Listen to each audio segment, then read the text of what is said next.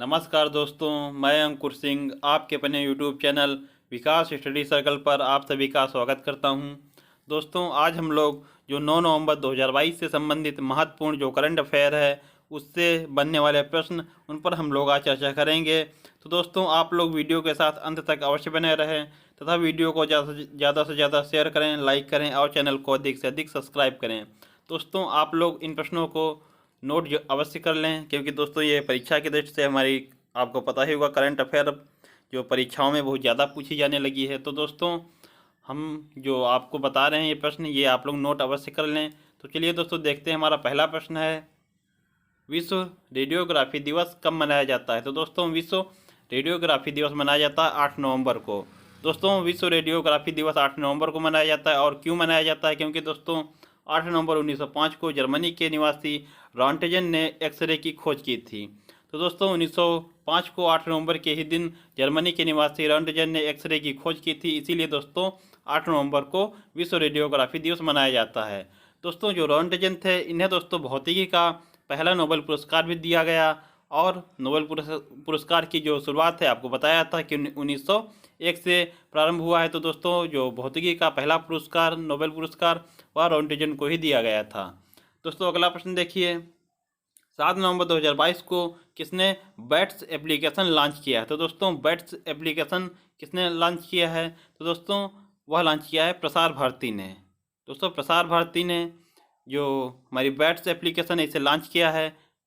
देखिएगा दोस्तों, जो ये प्रसार भारती इसके दोस्तों प्रमुख जो हैं मयंक अग्रवाल हैं और इसकी स्थापना हुई थी 1997 के एक्ट से। प्रसार भारती के प्रमुख जो हैं वह मयंक अग्रवाल हैं। स्थापना इसकी 1997 के एक्ट से की गई थी।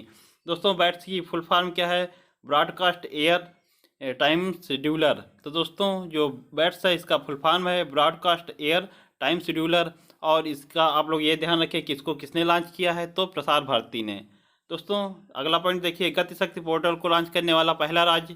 तो दोस्तों, गति शक्ति जो पोर्टल है इसको लॉन्च करने वाला पहला राज्य है गुजरात राज्य। अगला दोस्तों देखिएगा, प्रश्न हमारा, उत्तर प्रदेश सरकार ने किस वर्ष तक दोस्तों मथुरा वृंदावन को शुद्ध शून्य कार्बन उत्सर्जन पर्यटन स्थल बनाए जाने की घोषणा की है? तो दोस्तों, उत्तर प्रदेश सरकार ने किस वर्ष तक मथुरा वृंदावन को शुद्ध शून्य कार्बन उत्सर्जन पर्यटन स्थल बनाए जाने की घोषणा की है? तो दोस्तों, वह है वर्ष 2041 तक। या दोस्तों ध्यान रखना आप लोग, वर्ष 2041 तक जो मथुरा वृंदावन को शुद्ध शून्य कार्बन उत्सर्जन पर्यटन स्थल बनाए जाने की घोषणा की गई है। आगे दोस्तों देखिए, अगला दोस्तों पॉइंट हमारा देखिए, भारत किस वर्ष तक कार्बन तटस्थता का लक्ष्य रखा है? भारत ने किस वर्ष तक कार्बन तटस्थता का लक्ष्य रखा है? तो दोस्तों वह रखा है 2070 तक। और दोस्तों, यह भारत ने कब इसको दोस्तों लागू किया? तो इसका दोस्तों जो आप कह सकते हैं इसका लक्ष्य रखा है तो कॉप जो 26 है ग्लासगो में आयोजित की गई, उसी में दोस्तों भारत ने इसका लक्ष्य रखा है। अगला दोस्तों प्रश्न देखिए, भारत की पहली मोबाइल हनी प्रोसेसिंग वैन कहाँ पर लॉन्च की गई? तो दोस्तों, भारत की पहली mobile honey processing van launch की गई गाजियाबाद में। अगला दोस्तों देखिएगा, प्रश्न हमारा है, 22वें वित्त आयोग का अध्यक्ष किसे नियुक्त किया गया? तो दोस्तों, 22वें वित्त आयोग के अध्यक्ष नियुक्त किए गए हैं ऋतुराज अवस्थी। ऋतुराज अवस्थी को 22वें विधि आयोग का अध्यक्ष नियुक्त किया गया है। दोस्तों, जो ऋतुराज अवस्थी यह कर्नाटक हाईकोर्ट के पूर्व मुख्य न्यायाधीश रहे हैं। कर्नाटक हाईकोर्ट के पूर्व मुख्य न्यायाधीश रह चुके हैं ऋतुराज अवस्थी। तो इन्हें ही दोस्तों विधि आयोग का अध्यक्ष नियुक्त किया गया। दोस्तों, अंग्रेजों के समय गठित विधि आयोग के अध्यक्ष कौन थे? तो दोस्तों वो थे मैकाले।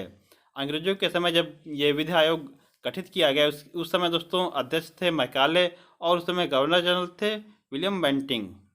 आगे दोस्तों देखिएगा, स्वतंत्र भारत के पहले विधि आयोग के अध्यक्ष कौन थे? तो दोस्तों, स्वतंत्र भारत के पहले विधि आयोग के अध्यक्ष थे MC सीतलवाड़।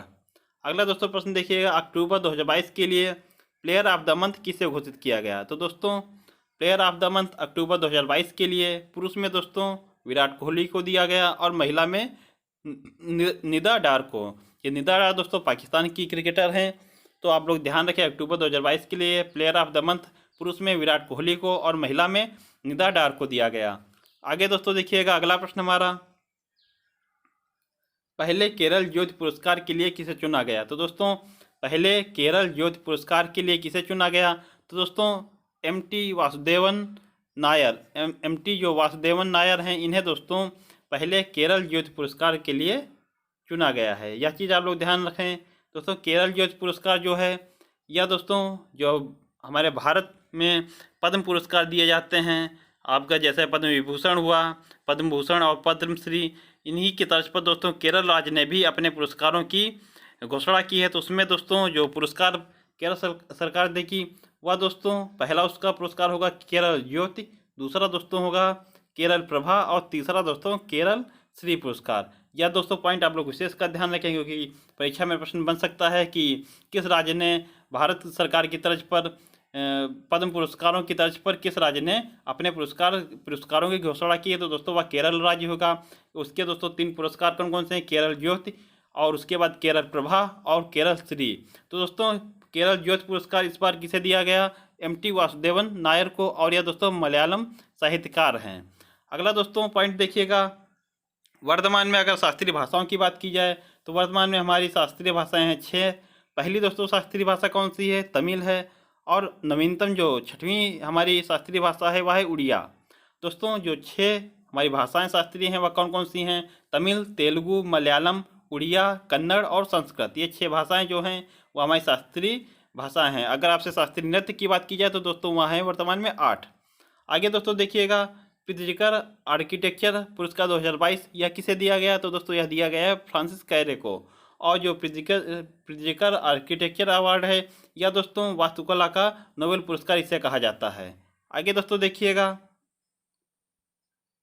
विश्व खाद्य पुरस्कार 2022 किसे दिया गया? तो दोस्तों विश्व खाद्य पुरस्कार 2022 डॉक्टर सिंथिया रोसेनजविक, इन्हें दोस्तों यह पुरस्कार दिया गया है, विश्व खाद्य पुरस्कार 2022। अगला दोस्तों देखिएगा पॉइंट, व्हिटली गोल्ड अवार्ड किसे दिया गया? तो दोस्तों वह दिया गया है चारुदत्त मिश्रा को। व्हिटली गोल्ड अवार्ड तो दोस्तों यह दिया गया है चारुदत्त मिश्रा को। अगला दोस्तों देखिएगा, रॉयल गोल्ड मेडल 2022 यह दोस्तों दिया गया है बालकृष्ण दोषी को। बालकृष्ण दोषी को रॉयल गोल्ड मेडल 2022 दिया गया। उसके अलावा दोस्तों पहला लता दीनानाथ मंगेशकर पुरस्कार, यह दोस्तों हमारे भारत के जो प्रधानमंत्री नरेंद्र मोदी जी, इन्हें दिया गया है। अगला दोस्तों देखिएगा, वोल्ट्जमान पदक 2022 यह दोस्तों किसे दिया गया? तो दीपक धर को।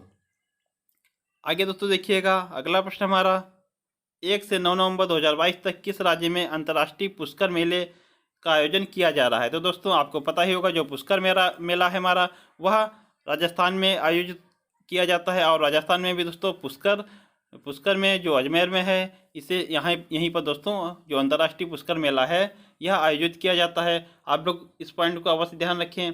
पुष्कर जो मेला है वह तो दोस्तों राजस्थान में आयोजित किया जाता है, लेकिन पुष्कर महोत्सव की बात की जाए तो दोस्तों यह आयोजित किया जाता है जम्मू कश्मीर में।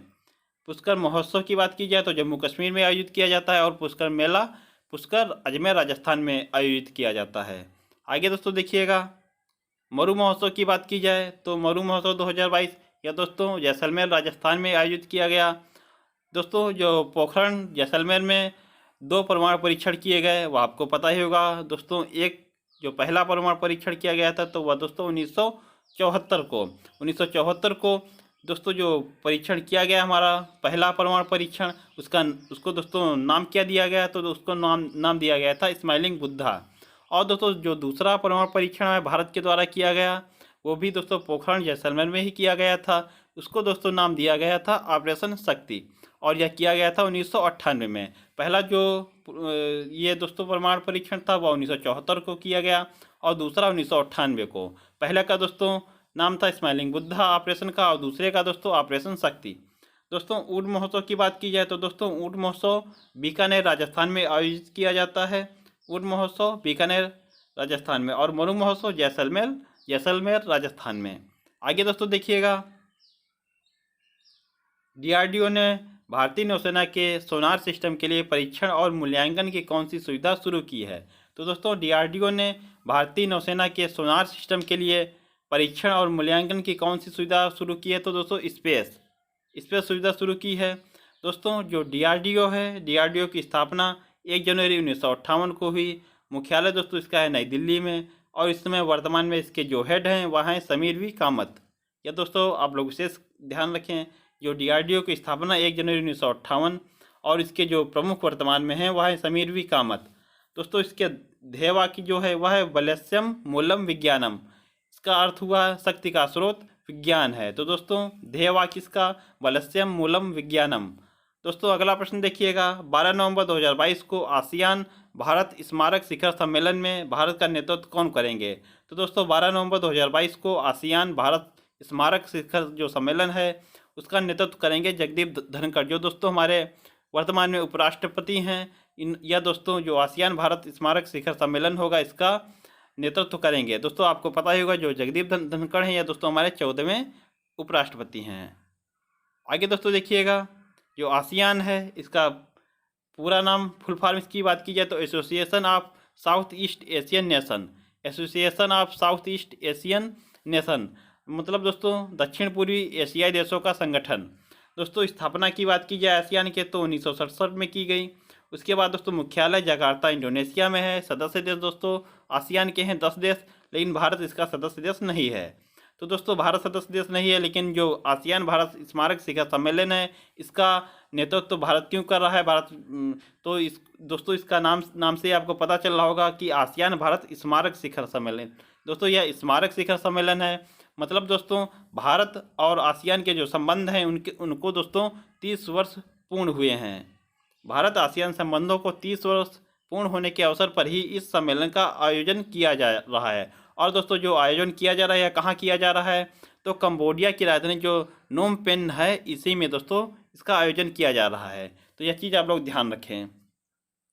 दोस्तों जो देखिएगा, जो इसकी अगुवाई की बात की जाए तो दोस्तों आप लोग इसका ध्यान रखें कि भारत का जो नेतृत्व करेंगे वह करेंगे हमारे वर्तमान में जो उपराष्ट्रपति हैं जगदीप धनखड़ जी, या इसका जो है इसका नेतृत्व करेंगे।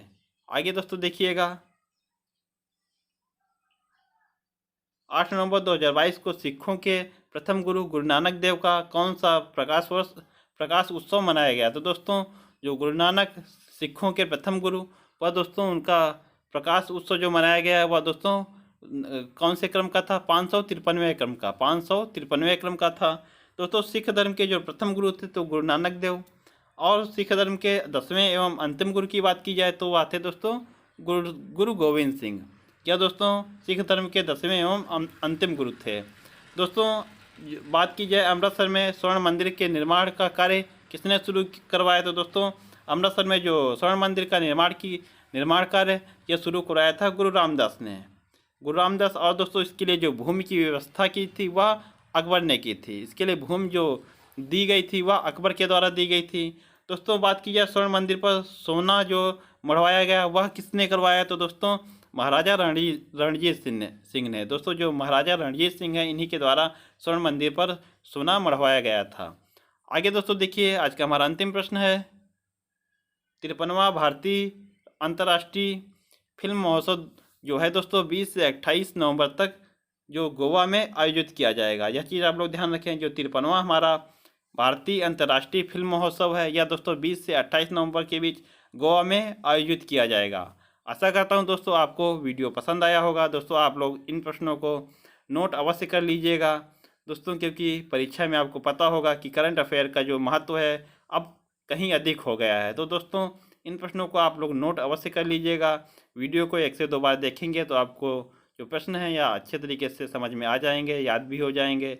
चलिए दोस्तों मिलते हैं अपने अगले वीडियो में, तब तक के लिए आप लोगों को बहुत बहुत धन्यवाद। जय हिंद दोस्तों।